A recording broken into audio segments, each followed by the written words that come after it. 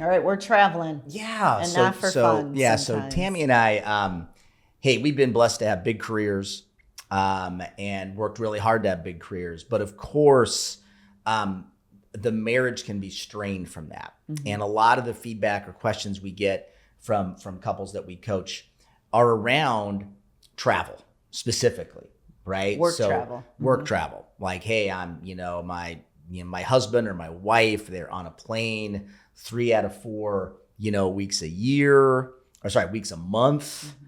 And which again, for some of these careers like consulting and things like that, it's just super common. It's super common. And so I don't know. And Tam, we absolutely travel. So I travel, whether it's speaking, conferences, and sometimes Tammy and I are blessed we get to speak together, which is great. But a lot of times it's separate, right? I'm doing my thing, she's doing her thing. And the weeks, get a little chaotic. So I don't know. And I think tactically, I think what I really appreciate is when you clear security, you're through security, you're waiting if you're taking an airplane and you're at your gate. So I know you're on time. Mm-hmm. And then when you land, I get another text, right? When you've landed. Just kind of knowing the general schedule, with social media these days, everything is getting posted. And if you're not having open conversations, we're both professionals and there's going to be a ton of social activity and you don't want any jealousy to come in between. Jealousy on that there's an event or, and someone's having fun, right? Your partner is having fun, but who they're having fun with and no misunderstanding there, right? So just knowing if you're traveling, who are you going with? And what are the events? So, it's not a play-by-play, but this is a, kind of a gala. So I have a black tie event here. There's going to be an evening gown for me, or, there's going to be a lot of, just kind of like fanfare around it. And just knowing that I think is really important. We need to remember, Tammy and I really believe in this. The main priority in my life, for sure, is my marriage, period. Okay. Mine too. So those things that she's talking about, and when I travel and when she travels, okay, I never go to bed without texting her, hey, good night, I'm hitting the sack. And now again, for me, that might be at 8:30, right? Sometimes she'll text me and I'm already asleep.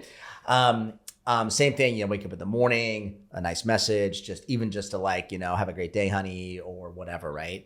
But, when I land, when I take off, same with Tammy, okay? But specifically, if I'm on like a guy's golf trip, okay, or she's on a women's yoga retreat, it's the same thing because some of it's just knowing, and we talked about loneliness a little bit, whatever spouse is not traveling, okay, they start to think like, well, I wonder what's going on. And that some of that leads to distrust, right? Over time, not immediately, but over time. And so you really have to be diligent, in my opinion, in communicating consistently when you're away, at a minimum daily. And again, it could just be a text, right? But I think that's really important. And over time, that starts to go away a little bit. And we've even kind of reset some of those expectations because you just want to know. Like, I want to know she's safe. I want to know she's okay, even though I'm sure she is, right? And I think, if you have one partner working inside the home and another partner working out, and really that's their time for building their career, there could be travel opportunities where the partner working inside the home could tag along, right? You could extend the trip. I mean, if it's to a cool destination per se, maybe you could have a little adventure there. I think that's really important to talk about, seeing kind of what's coming up. Is there something that we could do this together? If you have children, you have the opportunity to bring the whole family with as well, right? Because the accommodations are already taken care of. Maybe it's just the flight and travel. I just think talking about things like that, and the hack of not just the calendar, but then the expectation of what's going on, who you're with, knowing who you work with is so key. Me knowing your key partners has strengthened our marriage so much, and vice versa.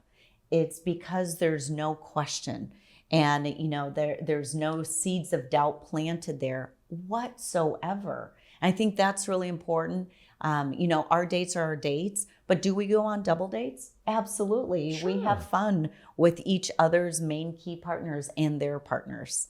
And whether it's on an annual incentive trip or it's just dinners or it's holiday parties or it's a summer barbecue, getting to know the key players and their spouses from the other person's, you know, line of work, I think is really important. Right. As well. And maybe we'll finish with this because I think work takes one spouse away. Like if just one spouse works, there starts to be this bitterness there, this divide. Okay. And you hear all the time this, don't bring work home. How do I not bring work home? Okay.